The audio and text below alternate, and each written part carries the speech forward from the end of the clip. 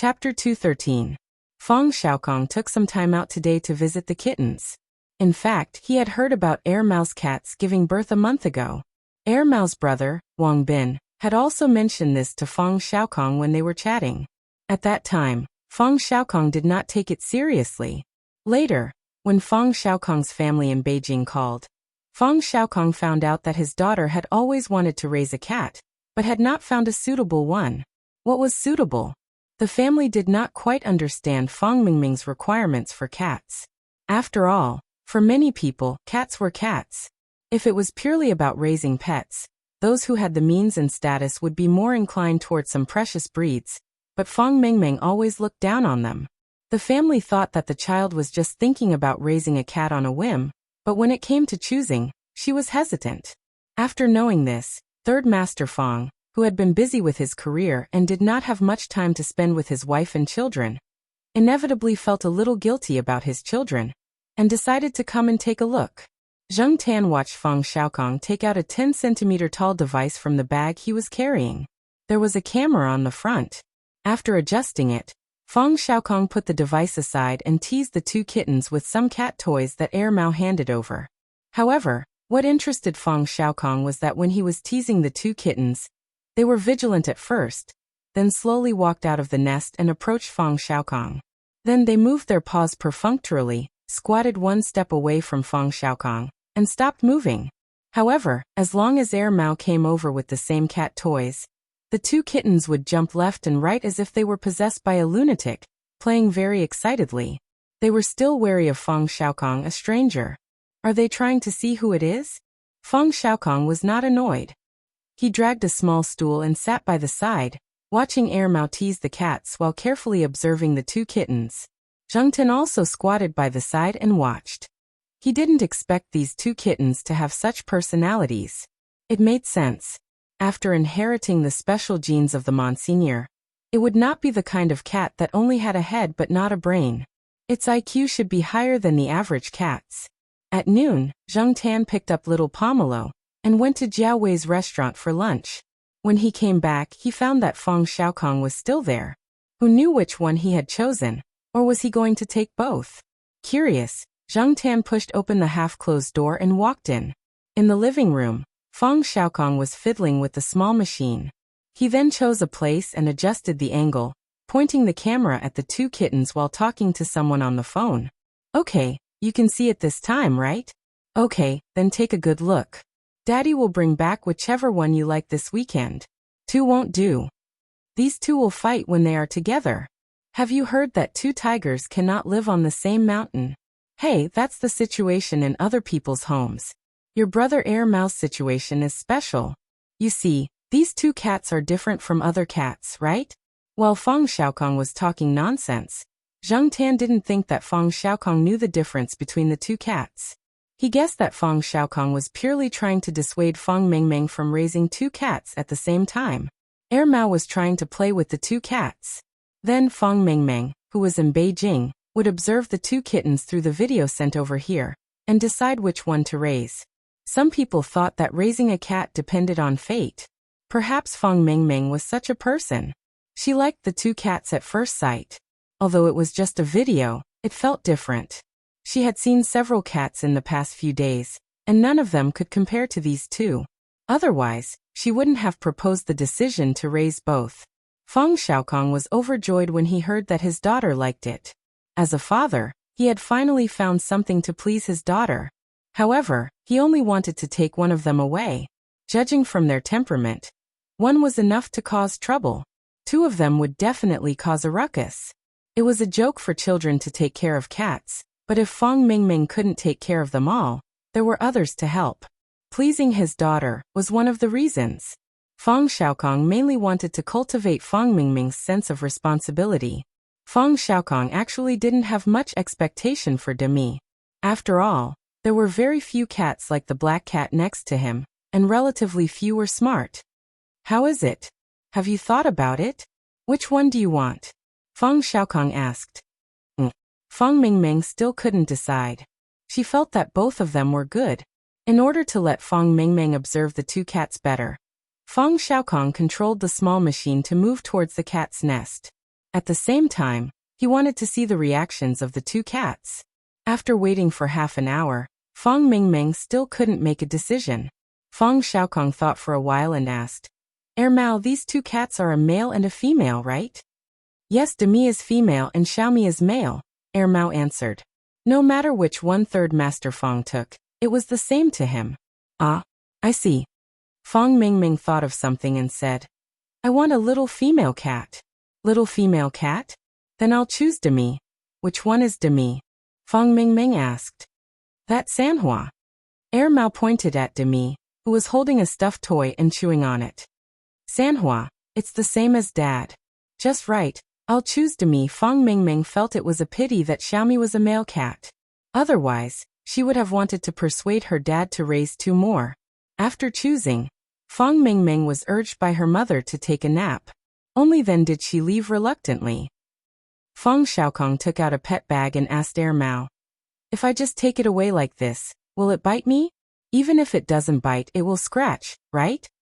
It's okay, it's still a kitten. It doesn't have much strength, Mao said casually. Fang Xiaokong looked at the sofa in the living room that had been scratched. Mao didn't say anything. These two kittens really couldn't be compared to the usual kittens. Each one was harder to deal with than the last. Actually, Mao could tell that these two kittens didn't inherit much of Black Rice's personality after they learned how to crawl and walk. They were probably similar to their father, and would be difficult to please when they grew up. Fang Xiaokong stayed with Mao for a while. He planned to spend more time with Demi and get to know it better. After we take it away, will it cause a ruckus for a while? Fang Xiaokong asked. Kittens are all like that.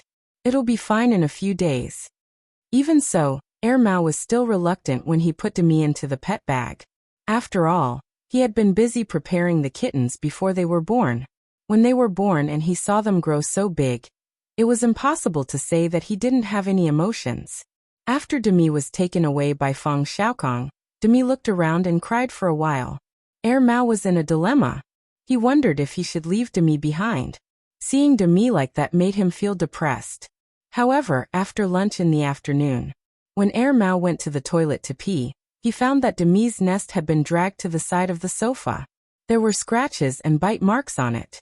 Demi usually didn't bite its nest. He looked at Demi again. Demi was sleeping in its nest. Mao called it twice, but it only made some noises from its nose. Demi then changed its position and continued sleeping. Mao scratched his head. As expected, he was thinking too much. He looked at Black Rice, who was sleeping in the bedroom. After Demi left, it only looked around and cried for a while before stopping. It continued sleeping and its appetite for dinner didn't change. Mao didn't know if other people's cats were like this. At least it was like this in his house. However, Demi was sent away. What about Demi? Who should he give it to? Qin Tao said that Tang Kai wanted to raise it. Unfortunately, everyone knew that she wouldn't be able to raise it for long. She didn't dare to take the risk now. It was better not to harm Demi. The next day, Zheng Tan was secretly playing online at home when he heard a knock on the door. Zheng Tan was shocked. He quickly turned off the computer and moved the mouse back to its original position. He also erased any suspicious traces. When Zheng Tan turned off the computer, he heard a voice outside the door. Black Charcoal, are you home? It was Zhao Le. What was Zhao Le doing here at this time? It wasn't the weekend. Moreover, Zhao Le had graduated a long time ago. Every time she came over, it was on weekends or holidays. Most of the time, she didn't have time. He had to ask for her help to send things over. How did Zhao Le have time to come over today?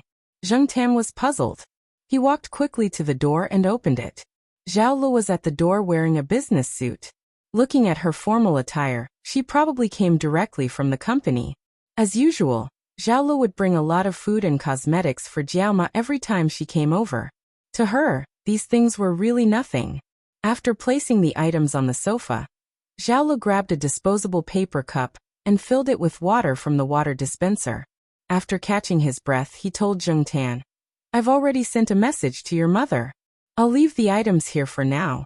However, I have another purpose for coming today. Zhao Le carried her bag and walked to the door. Black Charcoal, let's go and see Mouse kittens. She came for the kittens too? Zheng Tan followed Zhao Lu to the third floor. Zhao Lu should have already contacted Air Mao. When Air Mao opened the door, it didn't show any surprise. It was still in a daze and probably didn't sleep well. It probably stayed up late playing games last night. Hey, Xiaomi is sleeping in the nest. You can go and see for yourself. But be careful. Although this guy is still young, he has a bad temper. Air Mao pointed at Xiaomi's nest. Xiaomi ignored Zhao Lu at first, just like how it treated Feng Xiaokong yesterday. However, there was some curiosity in its eyes. Perhaps to it, the cat teaser was not as interesting as the person in front of it. After looking for a while, Xiaomi slowly yawned and walked back to the nest to continue sleeping. Unfortunately, it was dragged out by Air Mao. After putting Xiaomi into the pet bag, Air Mao thought for a while, and put Xiaomi's nest in a bag and passed it to Zhao Lu. At the beginning, let it sleep in its own nest. It probably won't be able to adapt to an unfamiliar environment. Third uncle said that he made a lot of noise last night. In the afternoon, he will send someone to take away some of Xiaomi's things. He said that this will reduce its anxiety. Otherwise, it will continue to make noise tonight. Zhao Lu nodded. Other than Xiaomi's nest, he also took a few plush toys. Although these plush toys were already listed by Air Mao as items to be thrown away, Zhao Lu decided to take a few back just in case. Chapter 214. After Demi and Demi left, Air Mao's life returned to its original carefree state. However, recently, Air Mao had been running around outside during the day. Black Rice was quite quiet. Zheng Tan didn't hear it barking. It had probably adapted to life without its cub. Zheng Tan had seen it once recently. Black Rice seemed to be in good spirits. After stretching, Zheng Tan came down from the tall parasol tree. The afternoon was suitable for sleeping, but he couldn't sleep today. Zheng Tan decided to go out for a walk. It had been a while since he went to the bridge. He was going to see the blind old man. The cars honked incessantly, but Zheng Tan could still hear the sound of the eru. The old man should be in a good mood today. However, when Zheng Tan walked to the bridge, he saw an unexpected acquaintance. In the shade under the bridge, Xiaojie was leaning there, reading a book. When Zheng Tan walked over, Xiaojie just happened to look around. After seeing Zheng Tan, Xiaojie's eyes were filled with surprise. I have half a day off today, so I came over to try my luck and see if I can meet you. If I don't, I'll just sit here and read for half a day. Xiaojie said happily. This place was close to Elder Kuan, so there must be Elder Kuan's people around. Xiaojie wasn't worried about meeting other bad people. Xiaojie carried a backpack on his back and looked very new. After putting the book in his backpack, Xiaojie called Zheng Tan to a quieter place and briefly explained the situation. I have a new life. The household register is under the name of the big sister who brought me here. My name is now Huangjiu. Xiaojie said. Yellow wine? I'm still red wine. Zheng Tan cursed in his heart. Xiaojie took out a cup from his backpack and poured some water on the stone slab by the side of the flower bed. He dipped his finger in the water and then wrote his name on the ground. Probably because he hadn't practiced writing for a long time. His handwriting wasn't good, but Zheng Tan could see clearly which two words it was. In the past, Little Nine was directly called Little Nine at home. Zheng Tan wasn't too sure about the household registration, but he saw that Little Nine was quite satisfied with her new household registration, and liked the name. After talking for a while, Xiaojie told Zheng Tan to wait here while she quickly ran into the nearest supermarket. 10 minutes later, Xiaojie ran back with her bag. Luckily, it's not the weekend today, so there aren't many people around. The drawer over there is empty too. I went to a supermarket last Saturday, and there were so many people. Zheng Tan felt that this girl had become a lot more talkative now. She liked to talk about every little thing. Perhaps to Little Nine, these were happy things that she wanted to share with others. Xiaojie came to the side of the flower bed and sat down. She opened the zipper of her bag and took out a bag of candy. Here, help me bring this to your little master. I want to thank him for the candy he gave me. It's a pity that I didn't eat much of that bag of candy. What a waste. Xiaojie handed the bag of candy to Zheng Tan. The bag wasn't big and wasn't a challenge for Zheng Tan. However, this bag wasn't wiped with paper. Under the influence of his little misophobia, Zheng Tan hesitated. I have pocket money every month, but it's not much. This month, I only have 10 yuan. I can only buy this. It can't compare to the candy your little master gave me. When I have money in the future, I'll treat you to better food. Xiaojiu looked at Zheng Tan with anticipation. If Zheng Tan didn't catch it, Xiaojiu would probably think that he was disgusted with the candy. Forget it. Zheng Tan opened his mouth and caught the bag of candy. Only then did little Nine smile and begin to speak again. I can't come every weekend. I'll be busier in the future and have to rush for classes. After all, I'm much older than the first graders. I can't be looked down upon by them. I haven't been to school for a long time. I've forgotten some of the pinyin and Chinese characters that I learned in the first grade. That sister said that she hopes that I can directly enter the third grade. I think so too. I can't be with those brats who are 2 or 3 years younger than me. How embarrassing would that be, right? After talking for a while, Xiaojiu had to leave. She had to go back and study. However, even if he didn't hear Xiaojiu say all this, Zheng Tan could see that this girl's life was not bad recently. Her eyes didn't have too many worries that didn't belong to a child her age. This was a good sign. Seeing Zheng Tan walk back with the bag of candy in his mouth, Xiaojiu worriedly added, "Don't lose it." So long-winded. Swinging his tail, Zheng Tan still stopped and turned back to look at Xiaojiu helplessly. Seeing Zheng Tan like this, Xiaojiu laughed and waved her hand. Carrying her bag, she ran in the opposite direction from Zheng Tan. Probably because she was in a good mood. She jumped a few times as she ran. Zheng Tan walked back with the bag of candy in his mouth. On the way back, he directly waited for little Pomelo at the entrance of Fu Elementary. Black charcoal, who bought this? Little Pomelo walked out of school and took the bag of candy. She looked at it and asked Zheng Tan. She also looked around but didn't see anyone who could have sent the candy. Zheng Tan couldn't answer right now. After returning home, when little Pomelo was preparing to do her homework, Zheng Tan pulled out little Pomelo's drawing book. This was little Pomelo's own drawing book. When she had nothing to do, she would draw in it for fun. It wasn't an art class exercise book. Zheng Tan flipped through it and found a drawing that little Pomelo had drawn during the summer vacation. The drawing was of Xiaojiu carrying a small bucket and a sickle. It's her. Little Pomelo was surprised. Why is she here? Zheng Tan didn't know how to answer this question. On Friday night, Celestine came over with an invitation for his wedding during the National Day holiday. Although he had told Auntie Jiao about it before, Auntie Jiao had also said that there was no need to send another notice as it was too troublesome. However, in order to appear more formal, Wei Ling still specially sent an invitation card over. Jiaoma liked to talk about this topic. She chatted with Celestine for about 10 minutes. She didn't even say anything about Celestine taking Zheng Tan out to play, and possibly not coming home for the night. Jiaoma saw that Zheng Tan's spirit had improved a lot. He had gotten rid of his previous depression, so she only gave Zheng Tan a few words of advice.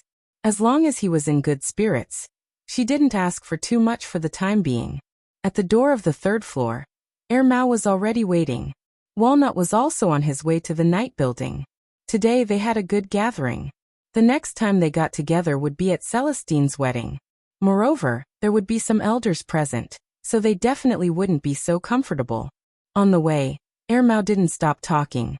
He was even more talkative than Celestine. From teasing Celestine to lamenting about raising a cat, he still hadn't finished talking by the time they arrived at the night building. Yi Hao was also at the night building today, but he wouldn't disturb Celestine and the other two. However, he had something to say to Zheng Tan. Celestine went upstairs to the private room first, leaving Yi Hao to talk to Zheng Tan. Exclusive private room? Zheng Tan listened to Yi Hao's words and nodded to himself. Not bad. It seemed that Yi Hao still remembered this. When Zheng Tan came to the night building, he didn't hear Celestine mention it. He thought that Yi Hao's promise of a private room had been left unsettled. He didn't expect that it would really be settled. Yi Hao still had things to do, so he couldn't stay here for long. He signaled Tiger Liang, the person in charge of the night building, to take Zheng Tan to have a look.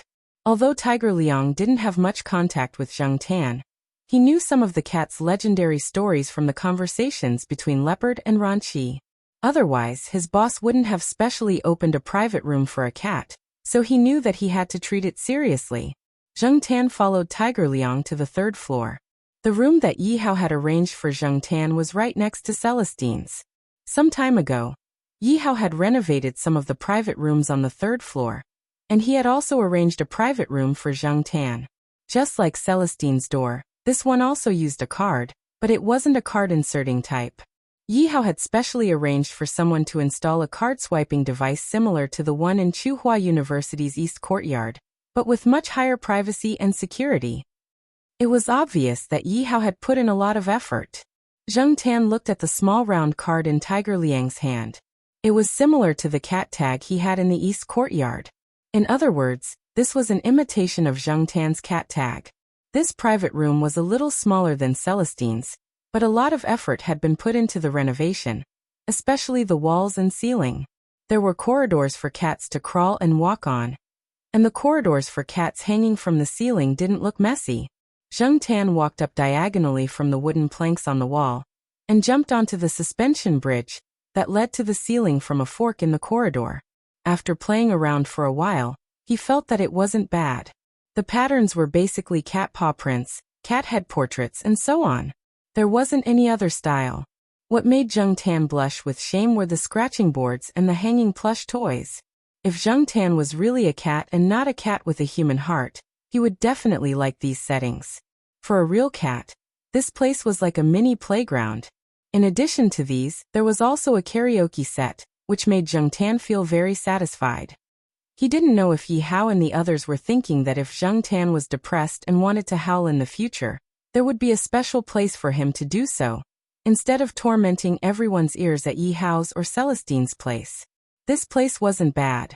In the future, he would bring his friends here to play, Zheng Tan thought. But Zheng Tan lay on the soft sofa and counted with his paws. It seemed that there weren't many people he could bring over. The sheriff and Huang wouldn't come, and Depang was always guarding his grandmother. Peanuts? To be decided. Monseigneur? They weren't familiar, and Monseigneur wouldn't care about it. It had come here many times when it was with Yi Hao, but now that it was with Master Tang VII, it probably didn't care about this kind of place anymore. It seemed that it still didn't have enough friends. Tiger Liang had been observing the black cat in the room the whole time. He secretly sighed. It was indeed a very special cat. No wonder Ranchi always wore a pendant to ward off evil spirits.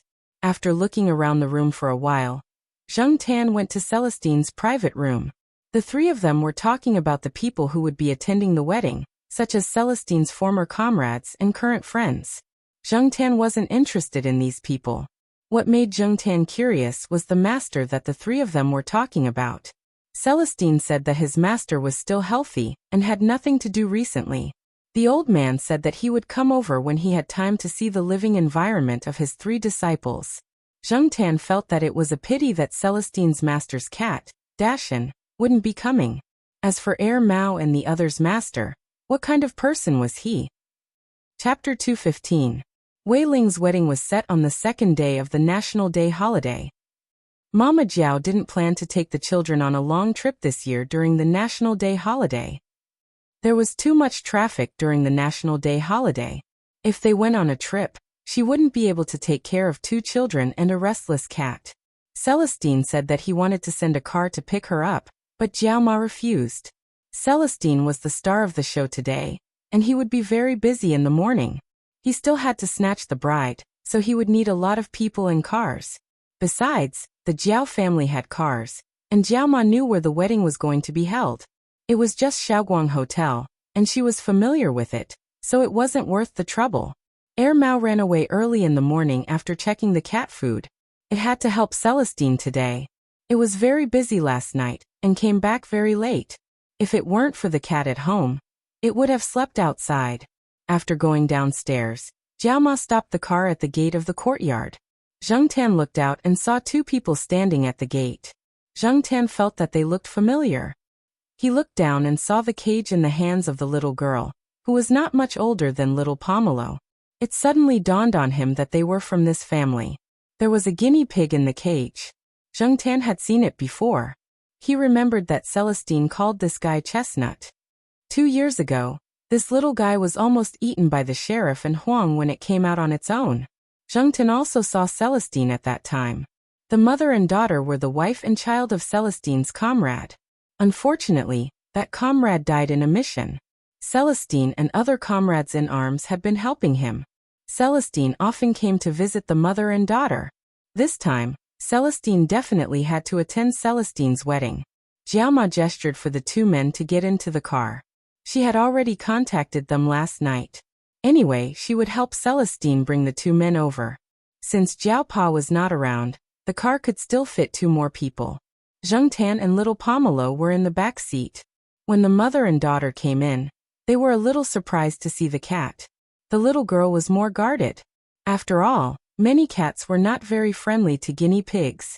Seeing that Zheng Tan had been sitting quietly beside little Pomelo, the mother and daughter were relieved. "Don't worry, my black charcoal is very sensible. He won't bully other animals," Jiaoma said. "That's right.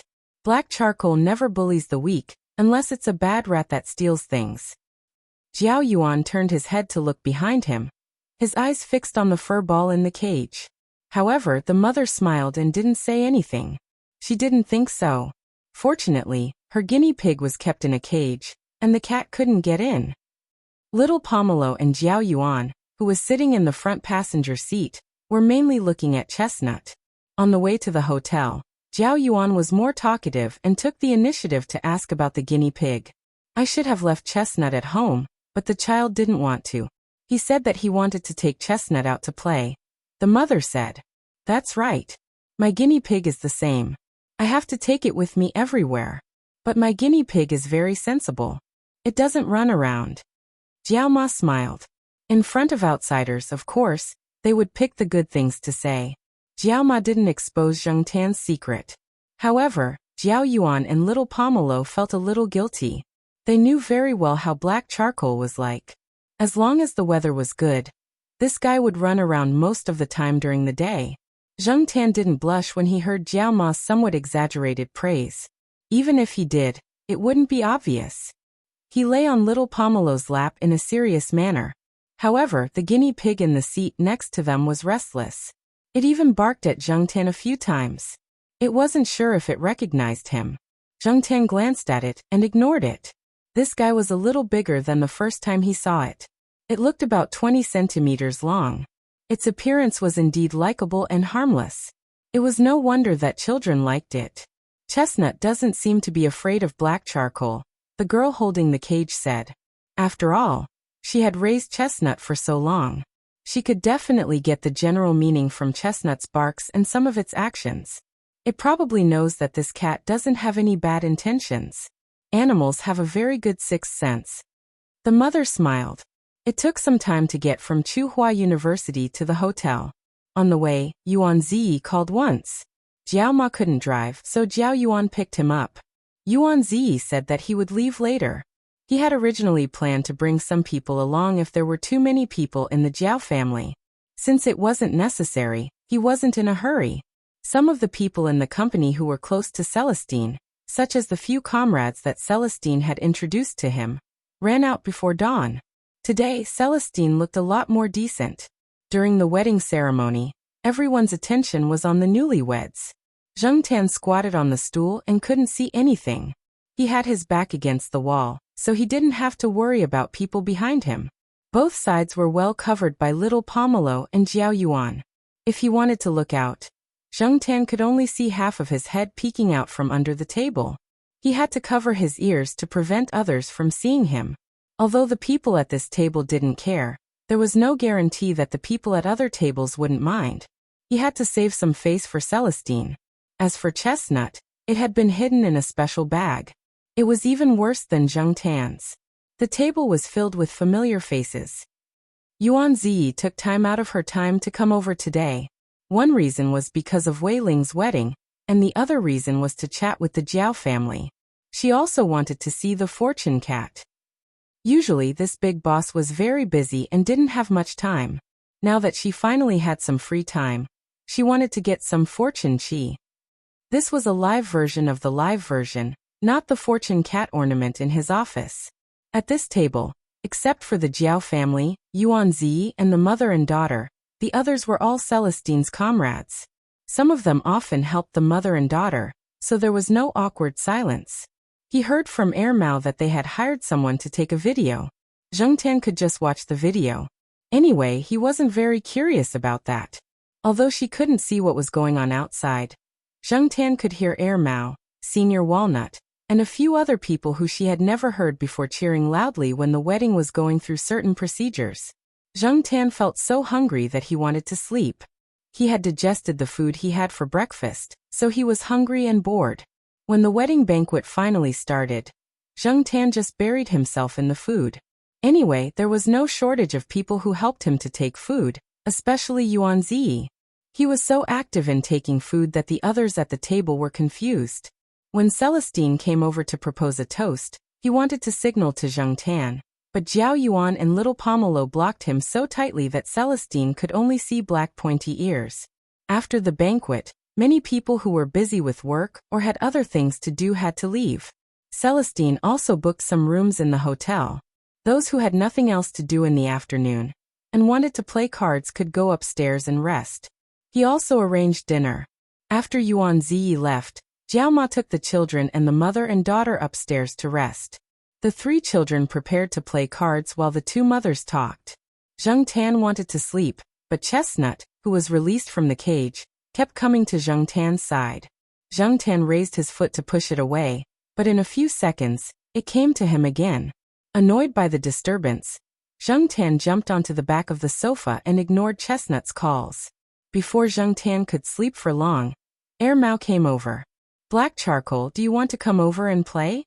Air Mao looked at the black cat lying on the back of the sofa. He knew that whether he could take the cat away or not depended on the cat. If it agreed, the Jiao family would at most say a few words.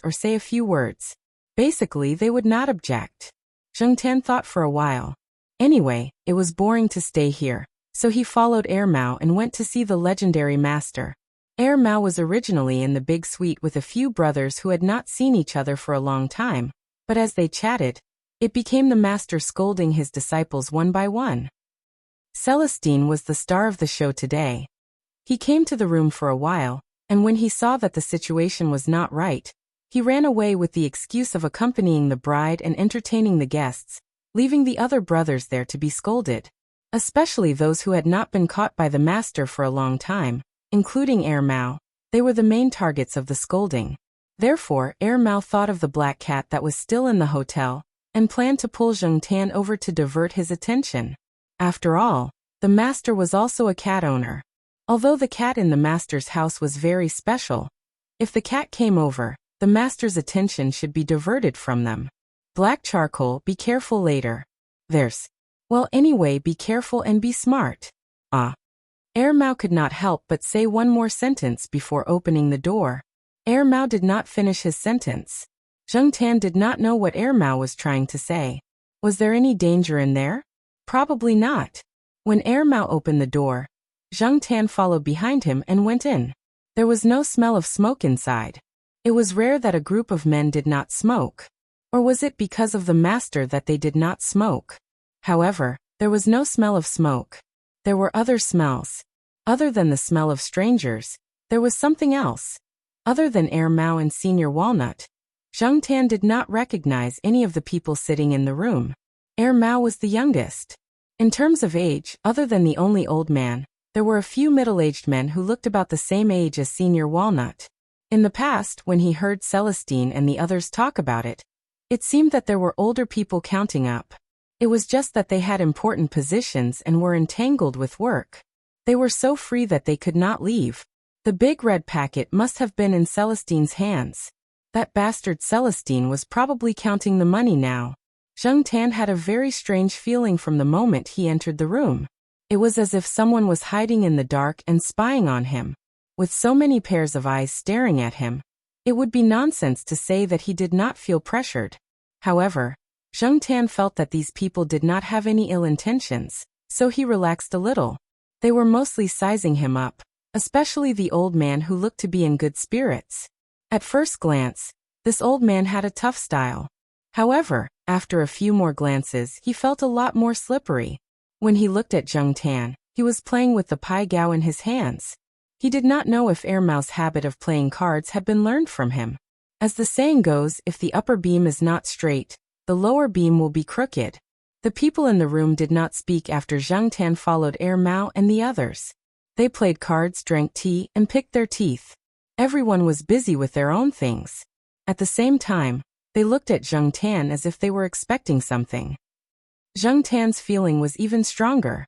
He always trusted his intuition. Since the enemy did not move, Zhang Tan decided to make a move first. Zhang Tan lifted his feet and walked from the door to the sofa. He kept his ears up and was alert to the movements around him. His eyes were focused on the few people sitting on the sofa. Unfortunately, he could not see much from these people's eyes. They were indeed Celestine and Mao seniors and juniors. Each one was better at pretending than the other. As the feeling grew stronger and stronger, and at the same time, it sensed movement behind it, Zhang Tan suddenly turned around and swung its claws out. It didn't even look at the attacker carefully. Its claws hooked onto the attacker's clothes, and with a turn of its body, it threw the attacker away. Chapter 216. Ha ha ha ha. The old man who was playing Pai Gao with an expressionless face threw it on the coffee table, slapping his leg and laughing heartily. The people sitting on the sofa also laughed out loud, with surprise and curiosity in their eyes. In contrast, Mao and Walnut's first reaction was not to laugh or be surprised, but to breathe a sigh of relief. Fortunately, this cat has the ability, so it didn't lose out. Mao thought. Zhang Tan didn't care about the people on the sofa, but stared at the attacker he had just thrown out. The one who had attacked Zhang Tan wasn't a human, but a monkey wearing a small suit. It seemed to be the kind of macaque that was shown on TV. Macaques were widely distributed in the country, and were considered a relatively common species of monkey. However, there were not many people who had the right to raise them. Other than the acrobatic troupes, zoos, and some tourist attractions, Zhang Tan had only seen one in real life. At this moment, the macaque had already gotten up and ran to a person's side, squeaking. Zhang Tan didn't know what it was saying, but from the way the monkey pointed at Zhang Tan, and then at the small suit on its body, it was probably complaining. F***ck, you dared to complain when you took the initiative to attack. The atmosphere in the room began to liven up again. Some were talking about the trick Zhang Tan used to throw the monkey. Some were making fun of the monkey, and most importantly, they had made a last-minute bet when Mao went to find Zhang Tan, betting on who would lose out. Strangely, except for the owner of the monkey and two other people, the others, including Walnut and the old man, all bet on Zhang Tan. Now these people were busy collecting money. What were they saying just now? Wu Song hit hu ha ha ha. Walnut and the others who had won the bet shouted in unison. This group of people's personalities were really bad. Zhang Tan cursed in his heart. Mao also took some time to talk to Zhang Tan, and told her about the monkey. The man who raised the monkey was also Celestine and Mao's senior. He was also He Tao's junior. His name was Pei Liang, and he used to be a soldier. After retiring from the army, he returned to his hometown and opened a shop. Pei Liang's family was located in a tourist area. It was close to a mountain. The shop he opened was a tourist business. His life was pretty good. However, one day when Pei Liang went to make a delivery, a little monkey suddenly ran over and jumped up from his trousers, hugging Pei Liang's arm and not letting go. Later, he found out that it was a tourist who met a little monkey without a mother while traveling. Out of curiosity, he wanted to bring it back to play. Who knew that the little monkey would find an opportunity to escape? For some reason, it grabbed Pei Liang's arm and refused to let go. After the tourist left, the little monkey was brought back to the mountains by the person in charge of that place. However, after a period of time, the little monkey somehow found Pei Liang's house and ran to his house every few days. The people living nearby would sometimes encounter monkeys, but after all, it was not often. Sometimes, in order to prevent the monkeys from going down the mountain to steal things, they would take some protective measures. There were not many incidents like Pei Liang's house that always had monkeys visiting. The monkey that Pei Liang encountered at his house was an exception. Gradually, it became familiar with Pei Liang's youngest son, and did a lot of catching fish and birds. It helped pass the shovel to the children at home when they dug traps. It also followed the children at home when they went to join in the fun. However, it could not be like this all the time. Under his son's strong request, Pei Liang went to find someone to go through some procedures. After all, without the approval of the relevant forestry administrative department, the practice of privately raising nationally protected animals was illegal transportation and breeding. When he was naming it, Pei Liang wanted to just call it the Great Sage, Heaven's Equal. It sounded domineering, but Pei Liang's family was more particular and felt that the name could not be too high. Therefore, he removed Heaven and Sage and left Cheetah. However, Cheetah sounded a little like someone's boss. Pei Liang felt that it was too troublesome to think of a name, so he directly added the word da at the back. Therefore, Cheetah, the name that Zheng Tan felt was very awkward, hung on the macaque's head and would accompany it for the rest of its life. Cheetah's status in the family was not low. The children protected it, and the elders doted on it. Pei Liang's old mother even wore reading glasses and personally sewed a set of Great Sage, Heaven's Equal clothes. In Air Mao's words, it looked like it was singing an opera. The monkey's IQ was higher than some animals. After interacting with humans for a long time, it naturally learned some things. In the past 5 years, it became even more clever and strange. Therefore, Pei Liang did not dare to let it out at Celestine's wedding. Cheetah, this fellow, learned a lot of bad habits from the children at home. Celestine finally got married. If something happened, Celestine would definitely blame it on Pei Liang. Later on, there was a production team filming a movie at Pei Liang's place. Pei Liang's son brought Chi Dada over to watch the show and was fancied. After some discussion, they paid Pei Liang a sum of money to guide Chi Dada to make a cameo appearance. Originally, they prepared a trained monkey, but the monkey saw that it was not as intelligent as Chi Dada and changed it at the last minute. Reality proved that the effect was not bad. During that time, Cheetah got along very well with the film crew. It was always funny. After that, there were people who went there to film movies, TV series, scenes, documentaries, and promotional videos. It was unknown if the film crew had contacted each other, but they went to look for Cheetah. This monkey became very popular, and even Pei Liang's family business flourished for a long time. Now many tourists went there for a vacation. When they heard Cheetah's name, they curiously went to take a look, and even took photos. Cheetah, this monkey, loved to take photos. Who knew how many photos there were at home? When it looked at the camera, it naturally posed in a pretentious manner. Did you hear that? Whose pet can make more money than people? This is also supporting the family. Pei Liang sighed and showed off. He wanted to save some face for his monkey. Cheetah next to him also chirped a few times, as if it was responding. However, when they heard Pei Liang's words, pets make money to support the family, Air Mao and Walnut looked at Zheng Tan at the same time, but did not say much. A few people around them noticed Air Mao and Walnut's actions, and asked a few questions. However, Air Mao did not elaborate. He only said that this black cat also made money to support the family, and it was a rich man. It turns out that this mongrel cat is more powerful than Cheetah. This is too low-key. We haven't seen any news about this cat, someone said. That's because its father doesn't allow it to be high-profile, Air Mao answered. That's right. The old master slammed the coffee table. Several people looked at the coffee table at the same time. After making sure that the coffee table was not broken, they continued to talk and laugh. They were all muttering in their hearts. When would the master change his bad habit of slamming the table? Fortunately, the old master knew not to destroy things in the hotel. The old man didn't feel that he had done anything inappropriate, so he continued. This is to protect the cat. Nowadays, some people are blinded by greed and will do anything. Besides, animals don't enjoy some protection like people do, especially those that are not listed in the national protection level. They can only accept it if they suffer, so it's better to protect them. Pei Liang, you should learn from this. Yes, yes, yes. Pei Liang nodded. It's not because my home is in the mountains, unlike the big cities where there are many people. I'm not the only one raising monkeys there. Are other people's monkeys as popular as yours? The old master glared. No. Pei Liang withered. I will definitely pay attention. Cough. Speaking of which, this cat is really strong.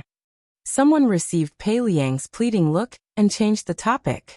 Sure enough, once the topic changed to cats, the old master stopped talking about Pei Liang. What's so strange about that? Cats can't be judged by common sense. My cat has caught prey several times bigger than this one, the old man said in a matter-of-fact tone. The person who spoke just now curled his lips slightly and did not say anything. Anyway, the old master had his reasons and was not allowed to refute. As for the cat in the master's house, looking at the black cat not far away and thinking about the cat in the master's house, how could they be the same? Apart from the problem of strength, this cat's reaction was also very fast. When the black cat attacked, Chi-Dada had just jumped out. Its reaction was really fast. One person said, Mao, did you leak the secret? Did you tell the cat that there was a monkey in the house? Another person asked. No, definitely not. I only told it to be more alert. Mao denied. The old master nodded. This cat was alert from the moment it entered the door. When its ears moved, I knew that the cat had noticed Chi-Dada. It must have known that the monkey would attack from behind, so it was prepared. Zheng Tan. You flatter me. I really do not have the ability to find that stupid monkey. Also, from the perspective of human psychology, Zheng Tan did not want to be compared to other animals. It felt like he was bullying the weak. You guys. The old man raised his hand and pointed at Mao and the others one by one. You guys are not even as good as a cat. Mao and the other disciples all looked like they were choking at the same time, but no one refuted. Well, no matter what topic they were talking about, they had to be scolded. Zheng Tan listened to this group of people chatting, and noticed that the old man was either scolding them or praising his cat. Zheng Tan, who had experienced it himself, knew that the words that came out of his cat's mouth were all kinds of good things, but when he actually saw the cat, he knew that it was all kinds of bad things. Chi-Dada, who was hiding next to Pei Liang, had been thrown and now did not dare to go near Zheng Tan. It probably saw that Zheng Tan was not a soft persimmon, but a dangerous creature. It did not dare to go near him, but it kept provoking him. For example, it threw melon seeds and peanuts at Zheng Tan. Zheng Tan was angry. When he went near, the cat would hide next to Pei Liang and squeak. Later, Zheng Tan was too lazy to care about it. He changed places and jumped onto the back of Walnut's sofa. The cat did not dare to throw things. If it accidentally threw things at Walnut's level, both the monkey and the people would be scolded. After eating in the afternoon, they went back home. Mao and the others went to the bridal room to make a scene. Zheng Tan was not in the mood to follow them. He was a cat, so why should he join in? Originally, Zheng Tan thought that after Celestine's wedding he would not see that monkey again. But a week later, Mao asked Zheng Tan if he wanted to go out and play. It said that Chi-Dada missed him. It turned out that Pei Liang had brought this cat to Chuhua City this time. First, it was to attend Celestine's wedding. Second, it was to film a movie in a city near Chuhua City. Chi-Dada was going to make a cameo appearance. It was said that the pay was quite high. He went to film the day after the wedding and only came back yesterday. 2 weeks later, there was an animal show in Beijing. During this time, Pei Liang stayed at Walnut's house. Mao drove Zheng Tan to Walnut's house. That monkey is probably holding a grudge. It's probably thinking about how to take revenge this time. Black Coal, you have to be more careful. Don't get beaten up. Beaten up? How is that possible? Just because of that monkey. After arriving at Walnut's house, just as he entered, Zheng Tan heard a sound. Looking in the direction of the sound, Chi-Dada was riding on a big dog. It looked at Zheng Tan proudly and raised its chin. Chapter 217. Hey, Senior. Why do you have a dog here? Mao stared at the dog. Seeing that the dog didn't show any hostility towards Zheng Tan, he let out a sigh of relief. Zheng Tan also saw that the dog in front of him was very vigilant at the beginning. After staring at him and Mao for a while, it became much more amiable and didn't seem to be aggressive. However, it still blocked Zheng Tan and Mao at the door, and didn't seem to want to leave. But the monkey on the big dog's back saw that the big dog didn't show any aggression for a long time and barked anxiously. It even pulled the collar on the dog's neck. Black Gold, come here. It's a guest. Walnut's voice came from the study. The big dog in front of Zheng Tan, and Mao immediately moved away and walked towards the study. This made Chi-Dada even more anxious. It seemed to feel embarrassed and pulled the collar on the dog's neck a few more times to make the big dog turn around. Unfortunately, not only did it not make the big dog change direction, it was also thrown off the big dog's back. Rolling on the ground, Chi Dada got up and looked at Zheng Tan. Seeing that Zheng Tan's eyes weren't good, it quickly ran to the study to find a backer. It didn't want to be beaten again. When Zheng Tan walked into the study, he saw that the big dog was lying next to Walnut, ignoring everyone else. Chi Dada jumped to Pei Liang, probably to complain. Another tattletale. Zheng Tan felt disdain in his heart. This is a Kunming dog, right? It looks like it has served in the army. Air Mao's eyes lit up as it looked at Black Gold. Most men would prefer to have a dog. Just like when Zheng Tan first met Walnut. Walnut had said, "I'd rather have a dog than a cat." Yes. Walnut was very proud when he heard Air Mao's words. Black Gold is a military dog that retired early due to injury. It belongs to a friend's company. Although a dog's status can't be compared to a person's, it's still a soldier, isn't it? People say that every carrot is a pit. It's also a weapon in the military. Even if you want it, you don't necessarily have it. I spent a lot of effort to get it here. After it came here, I still had to break it in. Fortunately, everything went smoothly. 2 days ago, he even helped me catch a drug dealer. This dog is really awesome. But I don't dare to take him to the police station. This kind of dog usually doesn't bite people casually. If it really bites, it's even more vicious than a wolf. You raised it without a word. That day at the hotel, when everyone was bragging about their pets, I didn't hear you say anything about dogs. But then again, don't you have police dogs? If you wanted to raise a dog, you wouldn't have waited until now. Air Mao asked. Isn't that right? Furthermore, after bringing it back, it took some time for it to get used to this place. If it was someone else with a strong temper, I wouldn't have been able to invite it back at all. He Jin might be able to help. He could help catch criminals when he was outside, guard against thieves when he was at home, and even help collect shoes when it rained. According to my friend, when he was in the company, Black Gold was often ordered by those people to steal other people's shoes, so that he could make a fool of himself during an emergency assembly. Once, he even stole from his company commander. Lying on the ground, Heijin's ears twitched from time to time as he paid attention to his surroundings. Occasionally, he would hear a few familiar words and raise his head to look at Walnut.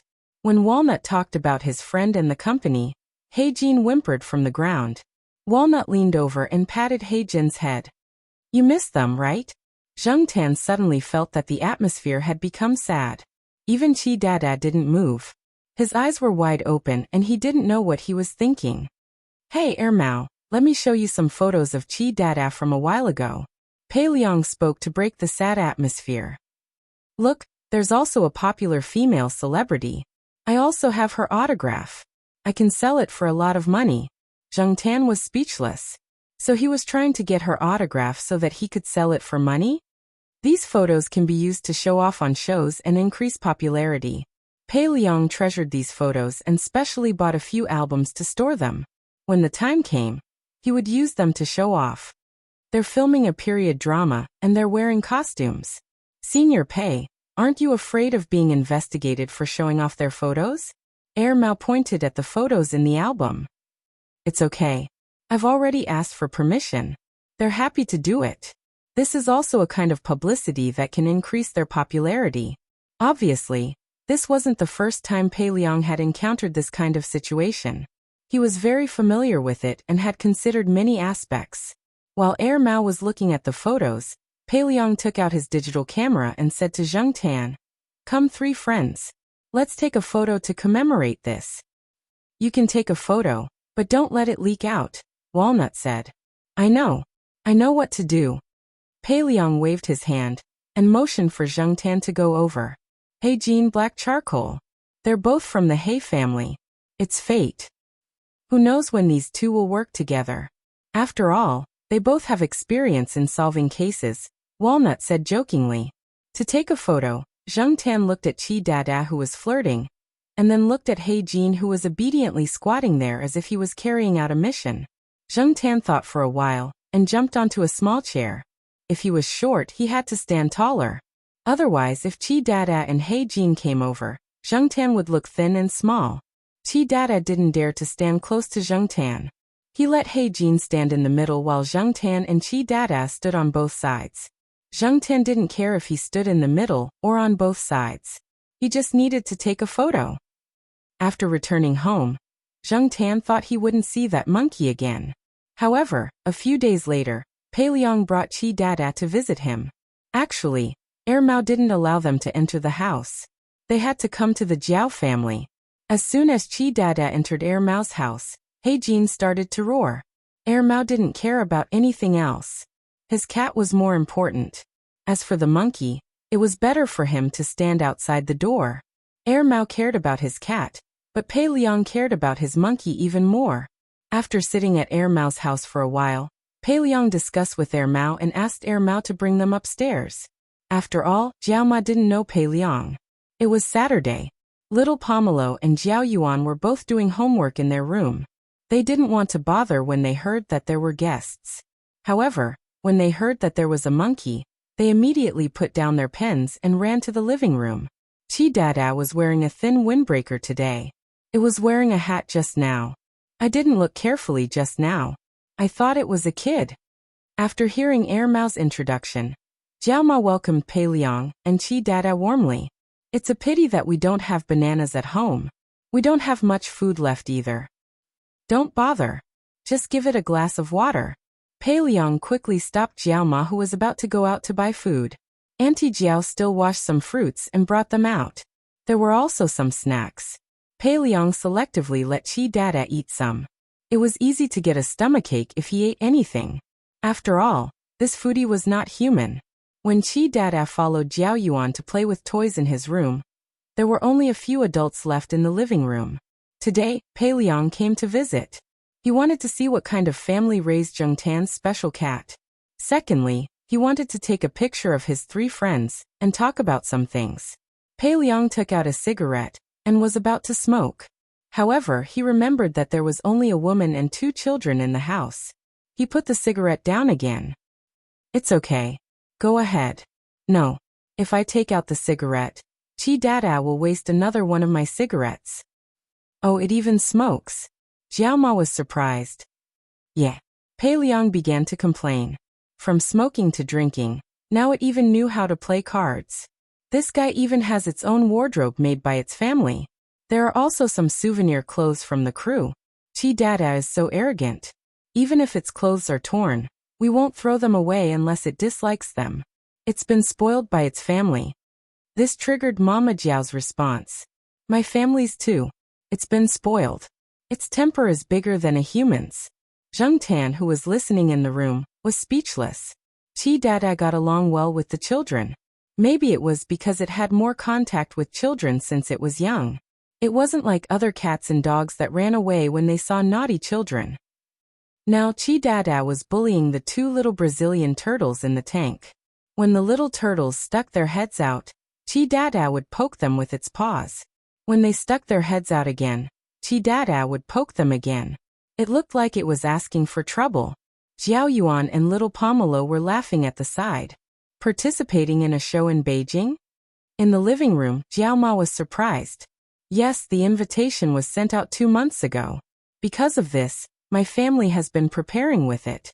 My mother even bought good cloth and made a new Monkey King costume for it. It was sewn according to the appearance of Sun Wukong in the old version of Journey to the West on TV. She's waiting to shock everyone. I think your cat can participate too. Many of the animals participating in the show are very smart. Many of them have been on TV series and movies before. They're half a star. I heard that your cat has also acted in commercials. It's definitely qualified. You can call and sign up. Did you sign up like this too? Jiao Ma asked. No. Pei Liang shook his head. Speaking of this matter, he began to show off again. Our family was invited by the production team personally.